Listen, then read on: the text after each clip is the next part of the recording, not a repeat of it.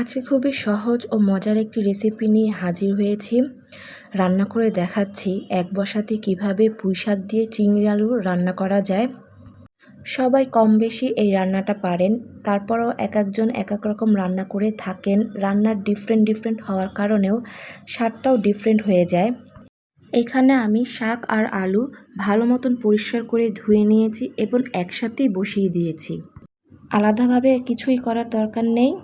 চিংড়ি মাছ অ্যাড করে দিয়েছি, আর চিংড়ি মাছটা ভাজারও দরকার নেই, একসাথে বসাবো তাই সব কিছু একসাথেই দিয়ে দিচ্ছি। মরিচ আমি মাঝখান থেকে ফেলে দিয়েছি, আর এক মুঠো পেঁয়াজ কুচি করা, আদা রসুন এবং জিরা বাটাও একসাথে দিয়ে দিলাম।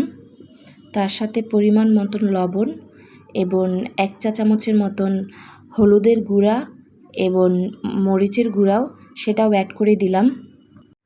পরিমাণটা আপনার আন্দাজ করে নিতে হবে, আবার এমনভাবে দিবেন না যেটা ওভার বেশি হয়ে যায়। তাই সয়াবিন তেলটা আমি আমার পরিমাণ মতন দিয়ে দিচ্ছি, কতটুক হবে সেটা আপনার বুঝে দিতে হবে। অনেকে এভাবে রান্না নাও করে আলাদাভাবে রান্নাও করতে পারেন, তখন টেস্টটাও অন্যরকম আসবে। আমি আগে থেকেই বলেছি এক বসাতে আমি রানবো, এখানে সময়ও কম লাগে আর আমার কাছে মনে হয় ঝামেলাও কম। এখানে আমি চুলাটা অন করব আর সব কিছু একটু চাপিয়ে দেওয়ার পর ঢাকনাটা দিয়ে দিব। 5 থেকে 6 মিনিট চাপা দেওয়ার পর তারপর ঢাকনাটা আমি উঠিয়ে নিলাম। তারপর দেখাই যাচ্ছে পুঁইশাক কতটা কমে গেছে। আর এখন আমি একটা খুন্তির সাহায্যে সব মশলা একসাথে মিশিয়ে নিব।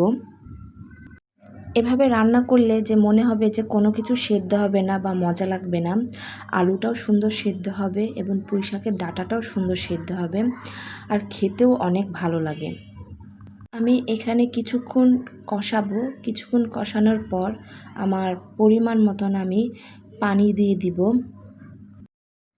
পুঁইশাক রান্না করার যে পারফেক্ট কালারটা সেটাও আমার পুরো চলে এসেছে, কোনো কালারটাও বেশি না আবার কমও না। তো পরিমাণ মতন যদি আপনি সব কিছু দিতে পারেন, আপনার কালারটাও সুন্দর আসবে এবং দেখতেও ভালো লাগবে।